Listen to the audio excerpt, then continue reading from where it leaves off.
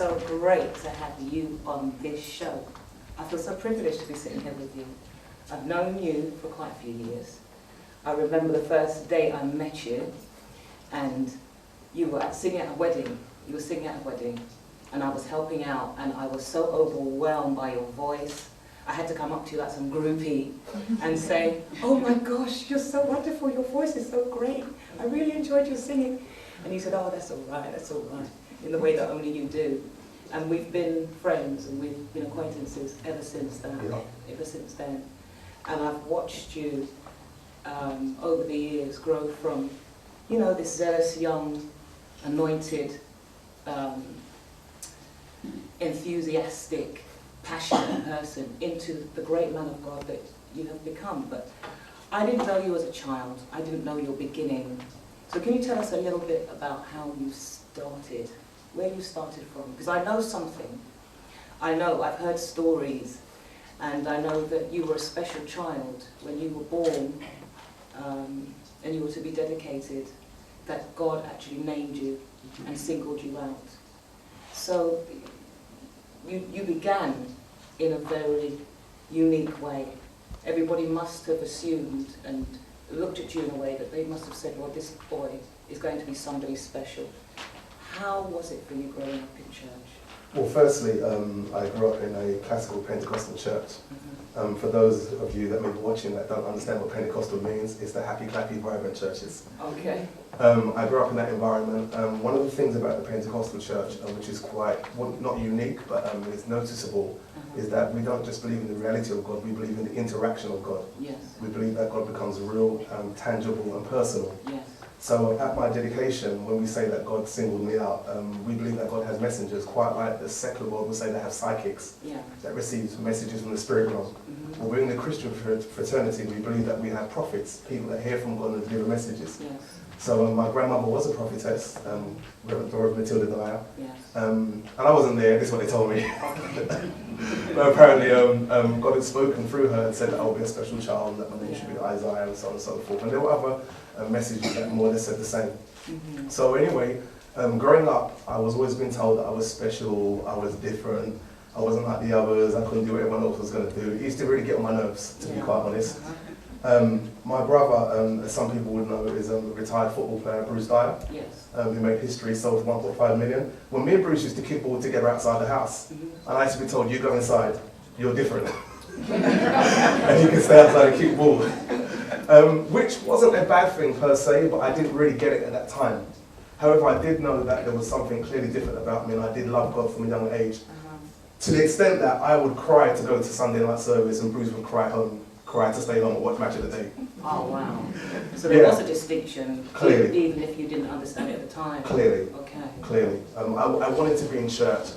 Nothing's changed. I wanted to be in church. I wanted to feel the reality of God. I wanted to know that God was nearby. Yeah. I enjoyed spiritual things I didn't understand. When you're in a Pentecostal church, you see people jumping and clapping and hats falling off and all such delights. It was a delight to me. But yeah, I just love the ambience of that kind of atmosphere, and it made a mark on my life, which I know is one of the reasons why I'm here today. Okay, so your parents now, your parents are strong Christians. Yeah. As you were growing up, I know your mother is very, very strong. She's a minister of God. How was your relationship with your parents in terms of them understanding the call of God that was on your life, even though you were too young at the time to perhaps appreciate what was taking place? What were they like towards you? I think with my dad, my dad used to call me little professor. My dad always said that I was intelligent, and he recognised that I was going to be someone great. That was his perspective. My mum, as mothers do, mothers tend to be a bit more intuition. They have that intuition and a bit more insight. Most mothers. Yeah. She was the one that was telling me I was special, that there was something different about me. She would go as far as to say that there was a mark on me and that the hand of God was on my life, and she would tell me to always to keep God in everything that I do. The good thing about my mum was this, that she told me something that I saw her doing consistently. Yes. She worked in the care field for years, so she worked in young people's homes, old people's homes, and she was always caring for people. Yeah. But one thing that stood out about my mum, she really had this love for people. And I knew that to be an outgrowth of the love that she had for God. Yeah. So when she kept telling me I was special, she was more indirectly saying that you're special, but God's going to take your life and use it to touch other people. Yes. And hearing it from her, I could receive that because I always saw her pouring out, giving her life to other people. Mm-hmm. To the fact that everyone else's children in the church said, oh yeah, your mum's like my mum. I'm like, well, yeah, okay, get over it. She is. She's still like that. And she still is. Isn't She yeah. still is, Yeah. absolutely. Yeah. She's So, a very powerful woman. Very Yeah. powerful woman of God, and very caring. very caring. And she really does care for young people. Definitely. She takes time out to speak to them and to pour into them. I've Yeah. seen her do it, so Yeah. I understand. I can see where the apple has fallen, so... Well, funny enough as well with my dad is a very hospitable person.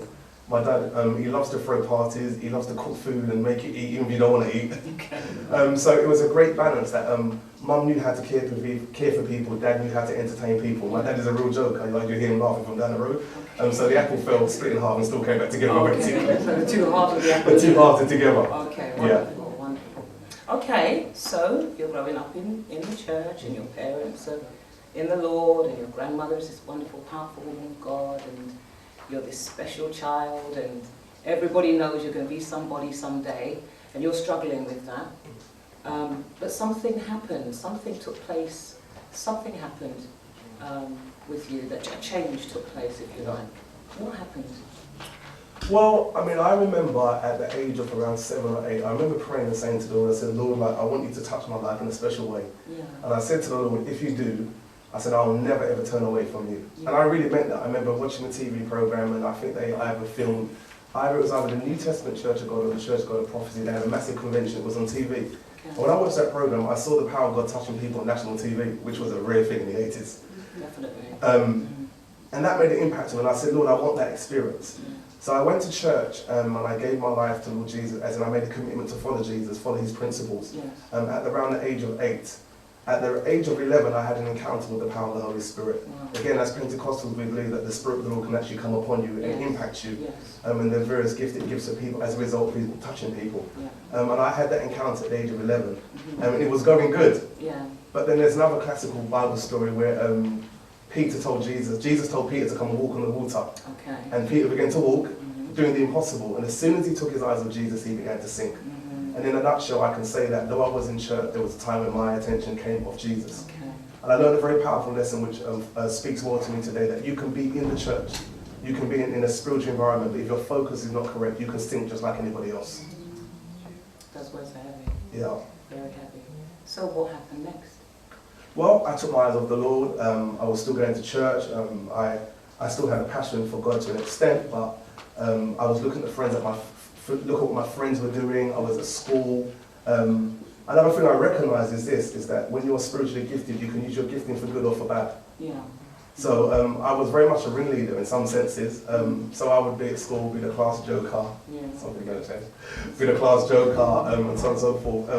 And I remember I started to smoke cigarettes. That was the first thing I tried. Mm. But before the cigarettes, I remember this. This is one of the things that helped to divert me. I believe that music is very powerful. Mhm. I don't believe that music can make you do anything, but it can surely suggest things to you. Definitely. And I began to listen to a lot of secular music. A lot of the lyrics weren't healthy or conducive to my spiritual walk. Yeah. And I know that certainly opened the door. Next thing I knew, I wanted to rave, I wanted to party, I wanted to go out. Okay. Of course, I wasn't allowed to party, being in a Christian home. Like, we were told in the Bible, you don't rave, you don't go out and go wild in parties. Yeah. So How old are you at this time? I am 14 or 15.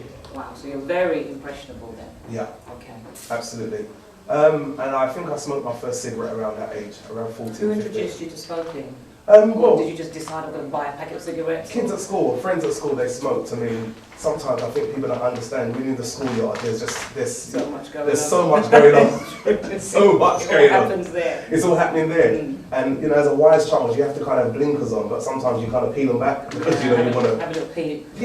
Have a pee and maybe a quick puff, So it started with cigarettes. Yes. And somehow I tried weed. I can't remember who offered me weed. First of all, I can't remember. But I know that weed was being passed around the schoolyard, and I tried some weed. And being the kind of what's the word? Let me describe it. Let me say this right. I'm an addictive person. Whatever I'm into it. Yes. If I'm gonna laugh, I'm gonna laugh loud and With hard. everything you have. Yeah. If I'm gonna Okay. dance, I'm gonna dance with it. If I praise God, I'm gonna do it. Whatever I do it to the full. And we know that, don't we, ladies? Yeah. So that said, it was like, okay, you smoke cigarettes. It's like, what's next? Mm. I tried some weed and I was like, okay. And it just spiraled. Weed became speed. Speed became ecstasy. Is this all in the school playground? As a result, How did you go to? As a result of, now you see, what you've just asked is a perfect question because Yes. that's what most people don't understand. Mm-hmm. You may look at Sainsbury's, Tesco's, blah, blah, blah. You can't speak for the workers. Mm. There's a title, but what do the workers get up to? Mm. It's a school, it's an institution, but the school is made up of individuals. Yes. So whilst you may have some really wonderful Class A students, there's going to be some Class Z students. Yeah, yeah. And they say it just takes one bad apple Mm-hmm. to spoil the whole box. Yeah.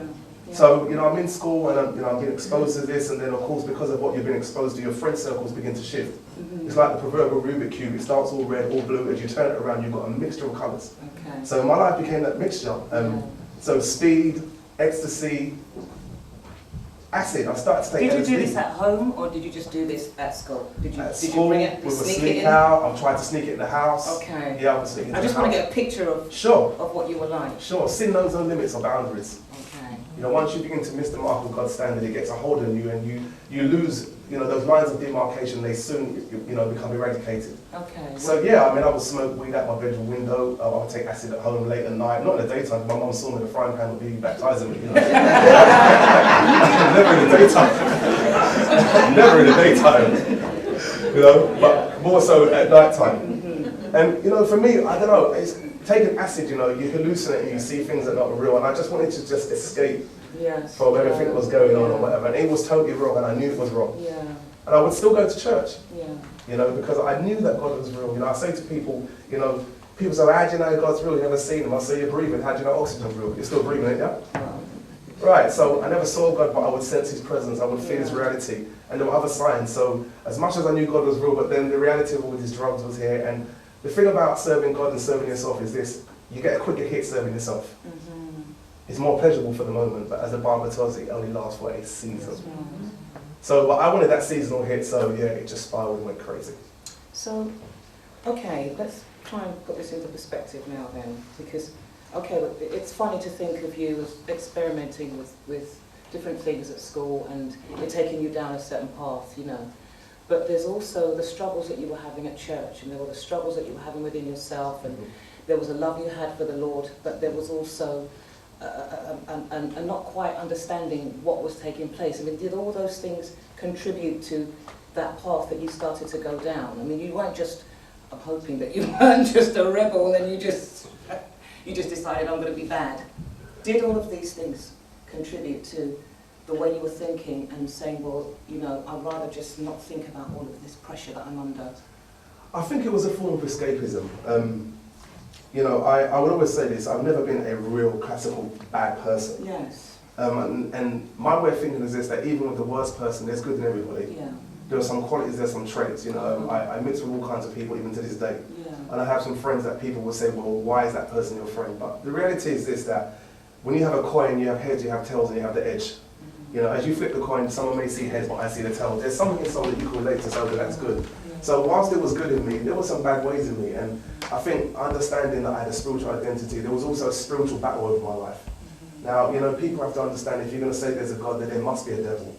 If there's light, there will be darkness. So there was a real struggle going on over my life, and now when I look back, I can point at certain things and say, you know what, that was spiritual. Come on now. That wasn't normal. Yes. That wasn't just a thought that came in my head and I just did that. That was suggested and I wasn't strong enough to handle it. That's good, yeah. And now I know as a young person that I needed to be a whole lot more spiritual in my practicality. Yes. Reading, praying, application, definitely, yeah. choosing my friends and my friend circles and stuff like that.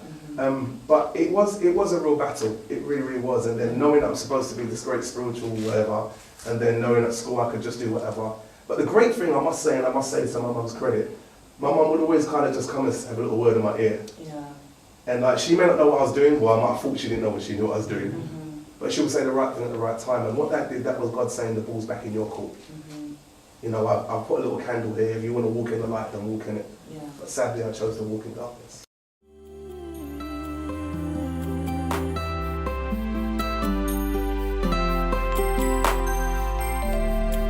Gotta make a change.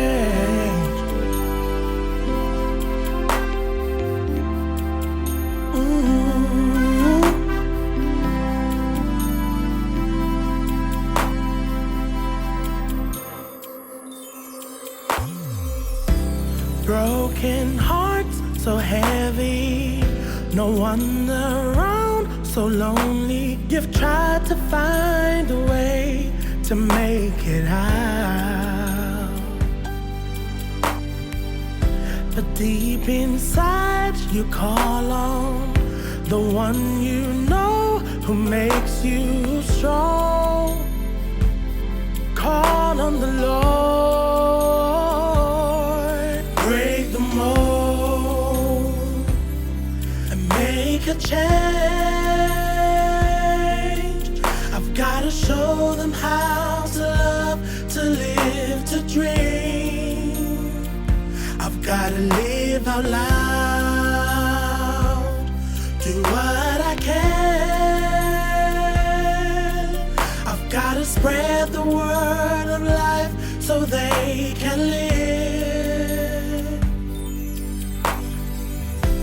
Broken hearts so heavy, no one around, so lonely. You've tried to find a way to make it out,